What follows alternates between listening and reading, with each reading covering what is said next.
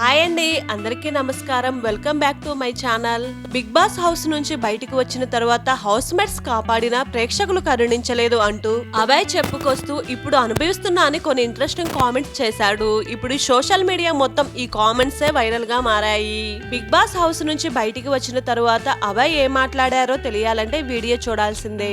Big boss 3వ వారం ముగిసింది. ఈ వారం ప్రేక్షకుల నుంచి అతి తక్కువ ఓట్లతో బయటికి వచ్చిన అభయ్ నవీన్ ఎలిమినేట్ అయినట్లు నాగార్జున ప్రకటించారు. ఈ సీజన్ లో నవీన్ గట్టి పోటీ ఇస్తాడని ప్రేక్షకులు భావించారు. కానీ తొలి రోజుల్లో తన స్థాయికి తగినట్లు ఆడిన రోజులు గడిచే కొద్దీ నవీన్ ఆడతీరు మారిపోయింది. బిగ్ బాస్ హౌస్ లో ఎక్కువ మంది ఈ వారం అభయ్ ను క్లాన్ చీఫ్ గా ఎన్నుకున్నారు. దీంతో అతడు ఆడే విధానం మారుతుందని ప్రేక్షకులు భావించారు. సరిగ్గా నామినేషన్ లో తనకు తానే సెల్ఫ్ నామినేషన్ చేసుకున్నాడు. ఇక ఎక్స్ టాస్క్ లో తన వంతు ప్రయత్నం చేయకుండా కుర్చీలో కూర్చొని ఇతర ఇంటి సభ్యుల ఆటను ఆస్వాదిస్తూ గడిపాడు. పైగా బిగ్ బాస్ పై అసహనం వ్యక్తం చేస్తూ విమర్శలు కూడా చేశాడు. తినడానికి టాస్కులు పెడుతున్నారు మరియు తినకుండా ఉండటానికి కూడా టాస్కులు పెడుతున్నారని బిగ్ బాస్ పై ఇంట్రెస్టింగ్ కామెంట్ చేశాడు అభయ్ నవీన్. చాలా అసహనంగా బిగ్ బాస్ ను అవమానించారు. వారింట్లో పెళ్లం కొట్టినప్పుడల్లా టాస్క్ మారుస్తున్నారు. బిగ్ బాస్ కాదు, నువ్వు బాస్టర్డ్ బాస్ అంటూ బిగ్ బాస్ పైన ఆ షో పైన తీవ్రంగా వ్యాఖ్యలు చేశాడు.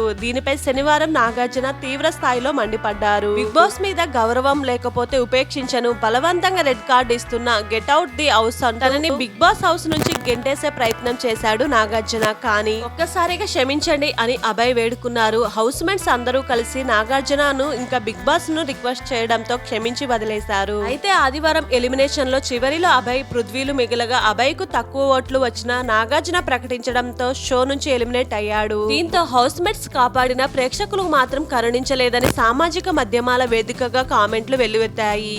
ఈ సందర్భంగా వేదికపైకి వచ్చిన అభయ్ కు నాగార్జున ఒక సూచన చేశారు. మనలో టాలెంట్ ఎంత ఉన్నా మనల్ని ప్రేమించే వాళ్ళు ఆడియన్స్ మన ప్రవర్తన చూసే ఓటు వేస్తారు అని అన్నారు. హ్యూమర్ బోర్డు గురించి అందరికి చెప్పి తాను క్రాస్ అయ్యానని అభయ్ వివరణ ఇచ్చాడు. అయితే దాని పర్యవసనాలు అనుభవించాల్సిందే అని అన్నాడు. సెల్ఫ్ నామినేషన్ చేసుకున్నందుకు తనకేమీ బాధపడడం లేదని, తాను చేసిన తప్పు వల్లే బయటకు వచ్చానని అన్నాడు.